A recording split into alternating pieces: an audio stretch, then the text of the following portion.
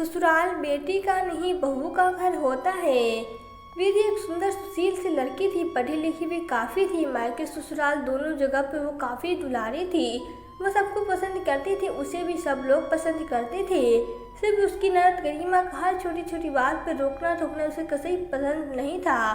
विधि पर विधि की सास से अधिक हक उसकी ननद गरिमा जताती रहती थी। यहाँ तक कि विधि को उसके पति आकाश के साथ उठने बैठने में भी गरिमा की नज़र होती और वो हर बात पे कुछ न कुछ समझाइश अवश्य देती थी। इस बात पे विधि को चिढ़ सी होती थी।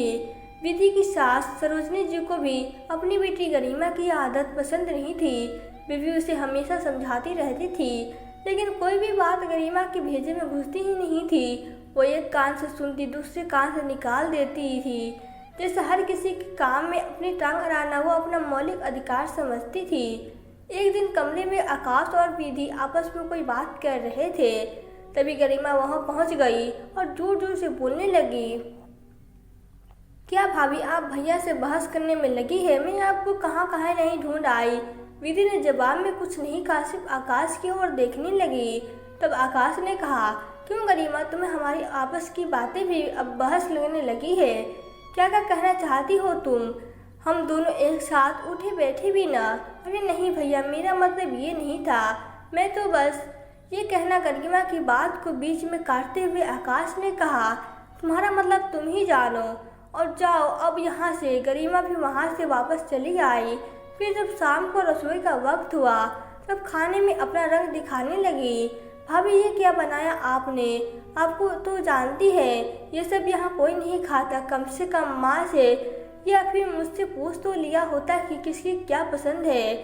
वहीं पर गरिमा की माँ सरोजनी जी ने तत्काल चक्कर कहा, वाह विधि, ये तो तुमने लाजवाब डिश बनाई है। मुझे तो बहुत स्वादिष्ट लगी। मुझे भी माँ, बहुत बढ़िया खाना बनाया है। विधि ने, लेकिन साथ गरिमा को पसंद नहीं आया। इसके लिए दोपहर का कुछ खाना बचा हो तो ला दो। विधि बिना मन के जबरन क्यों खाना? जब कोई भोजन उचित न लगे, गरिमा अपने भाई आकाश और माँ सरोजनी देवी द्वारा विधि के हाथ के बने खाने की तारीफ करने के बाद कुछ नहीं बोल सकी, लेकिन अंदर ही अंदर काफ़ी तिलमिला गई थी। फिर सबके साथ उसने अनमने ढंग से ही सही पर खाना खाया। उसके बाद वो अपने कमरे में चली गई। कमरे में अपने बिस्तर पर लेटकर वो सबको देर तक भुनभुनाती रहती थी। गरिमा को ठेस इस बात की लगी थी कि आजकल विधि के आ जाने के बाद से उसकी पूछ परख घर में कम हो रही थी, जबकि वो हमेशा से टॉप पर बने रहना चाहती थी और आजकल उसकी इस मानसा पर पानी फिरता हुआ सा लग रहा था। इसलिए वो अंदर ही अंदर तिलमिला रही थी, जबकि ऐसा भी कुछ नहीं था। पहले वो अपनी माँ के साथ घर में कामों में हाथ बटाती थी तो सब लोग उसे ही आवाज़ लगाते थे, गरिमा ये, गरिमा वो।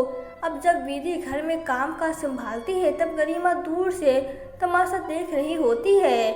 ऐसी परिस्थिति में उसे आवाज़ लगा कि कोई कुछ नहीं पूछता, बस इसी बात को वो अलग नज़रिए से देख रही है। एक दिन सबको एक साथ कहीं घूमने जाने की प्लानिंग बनी। आकाश, सरोजनी जी, विधि, अबक, गरिमा, चारों जैसे ही विधि तैयार होकर हॉल में आई। गरिमा ने झट से कहा, ये क्या भाभी, आपने क्या पहन लिया? बिल्कुल भी सूट नहीं कर रहा आप पर। ड्रेस एकदम गंवार जैसा लग रहा है। आप पढ़ी लिखी हो, कम से कम ढंग के कपड़े तो पहन लिया करो। आपको पता होना चाहिए आप हम सबके साथ जा रही हैं। हमारी भी सोसाइटी में कोई इज्जत है। अपना ही तो कम से कम हमारा ही ध्यान रखा होता। विधि ने कुछ नहीं कहा, बस वासी से हो गई। इन कपड़ों में क्या बुराई है गरिमा, मुझे बताओ, क्या सरोजनी जी ने गुस्से से पूछा।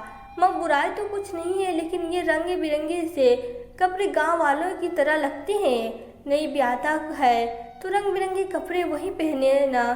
मैं पहनूंगी, लेकिन माँ, लेकिन कुछ नहीं। गरिमा, अब विधि क्या तुमने पूछकर कपड़े भी पहनेगी? जरा हम लोगों की बातों में टांग अड़ाना तुम बंद करो। मैं बहुत दिनों से देख रहा हूँ हमारे हर काम में टांग अड़ाती हो। कुछ तो हमारी निजी जिंदगी बची रहने दो। आकाश ने नाराजगी प्रकट करते हुए कहा। मैं भी तुम्हारी बात से सहमत हूँ, आकाश, सरोजनी जी ने कहा। फिर गरिमा अपना समूह लेकर चुपचाप रह गई।